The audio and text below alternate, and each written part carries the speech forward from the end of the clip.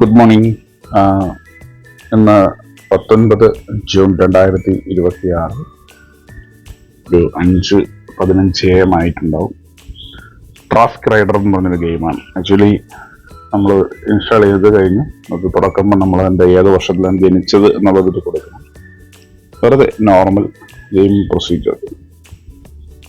ഇതാണ് നമുക്ക് കിട്ടിയിരിക്കുന്ന ഒരു ലോക്കൽ ടൈപ്പ് ബൈക്ക്.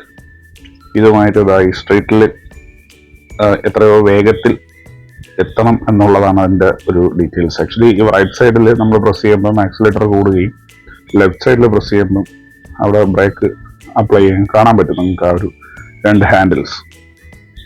അതാണ് ആക്ച്വലി ഗെയിം.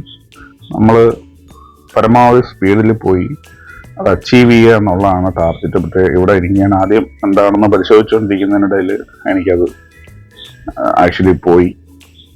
അപ്പം അതുകൊണ്ട് വീണ്ടും ഒരു സെക്കൻഡ് ചാൻസ് ഞാൻ നോക്കുകയാണ്. ആദ്യമേ നേരെ തന്നെ കയറി അങ്ങ് ഹെവി സ്പീഡിലോട്ട് പോയിട്ടുണ്ട്. കിലോമീറ്റർ സ്പീഡ് കൂടുന്ന നിങ്ങൾക്ക് റൈറ്റ് സൈഡ് ടോപ്പിൽ കാണാൻ പറ്റും. ഇപ്പം 89-90 കിലോമീറ്ററോളം പോയിട്ടുണ്ട്.